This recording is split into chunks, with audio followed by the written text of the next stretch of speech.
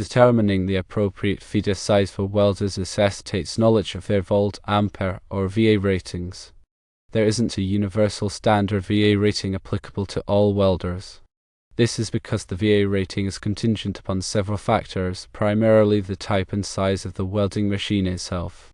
Different welding processes, such as shielded metal arc welding, also known as stick welding, gas metal arc welding, also known as MIG welding, gas tungsten arc welding, also known as TIG welding, and resistance welding, each demand different power levels and duty cycles, directly influencing the VA rating.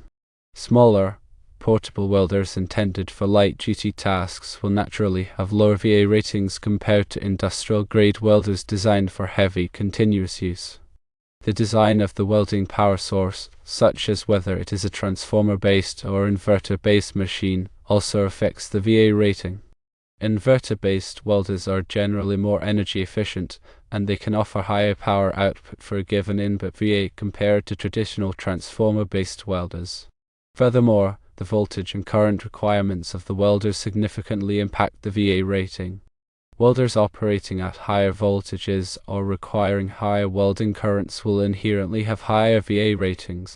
The duty cycle, expressed as a percentage, represents the proportion of time within a 10-minute period that the welder can operate at its rated output current.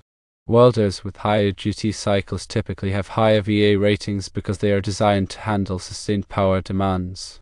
If the duty cycle of a welder is, for example, 60%, that means the welder can operate at its rated output for 6 minutes out of every 10-minute period without overheating.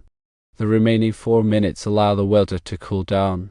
To accurately calculate the feeder size for a group of welders, you need to gather specific information about each welder that will be connected to the feeder. Firstly, determine the rated primary voltage of each welder. This information is usually found on the welder's nameplate. Secondly, find the rated primary current of each welder at its maximum load. Again, this is typically indicated on the nameplate. Thirdly, note the duty cycle of each welder. This is essential for applying demand factors as permitted by electrical codes.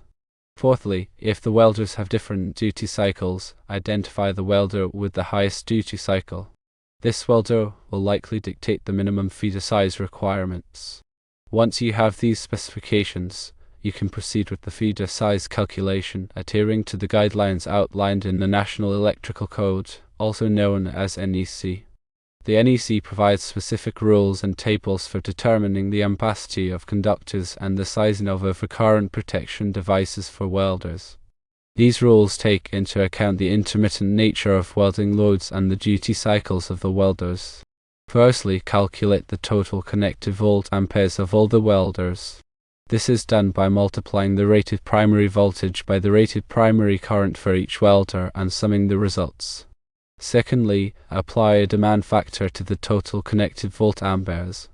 The NEC permits the use of demand factors for welders, which reduces the calculated load based on the assumption that not all welders will be operating at their maximum rated current simultaneously. The specific demand factor to use depends on the number of welders and their duty cycles. Consult the appropriate NEC tables, such as Table 630.11a, to determine the applicable demand factor. Thirdly, calculate the feeder ampacity. This is done by dividing the total volt-amperes after applying the demand factor by the system voltage. For example, if the total volt-amperes after applying the demand factor is 48,000 volt-amperes and the system voltage is 240 volts, then the feeder ampacity would be 200 amps. Fourthly, select the appropriate conductor size.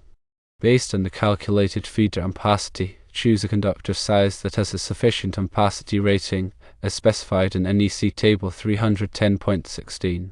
Consider the conductor's insulation type, temperature rating, and installation conditions when selecting the conductor size. Fifthly, determine the size of the overcurrent protection device.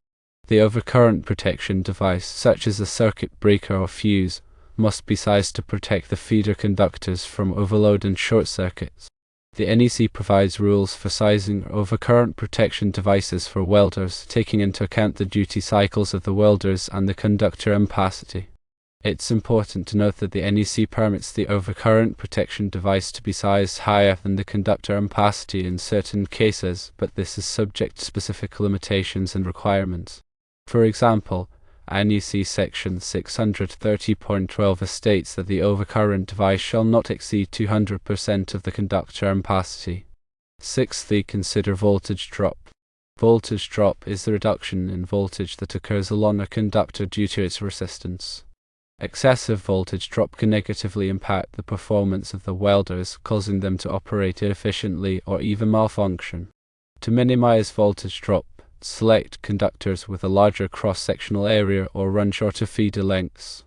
The NEC recommends limiting voltage drop to 3% for power, heating, and lighting circuits.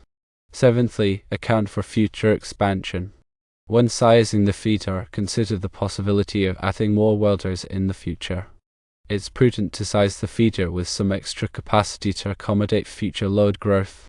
This can save you the cost and inconvenience of having to upgrade the feeder later on. Eighthly, ensure proper grounding. Proper grounding is essential for electrical safety. The feeder conductors must be properly grounded to provide a low impedance path for fault currents. Follow the grounding requirements specified in Article 250 of the NEC. Ninthly, comply with local codes and regulations. In addition to the NEC, local codes and regulations may impose additional requirements for electrical installations. Be sure to consult with your local electrical inspector to ensure that your installation complies with all applicable codes and regulations. Tenthly, use qualified personnel.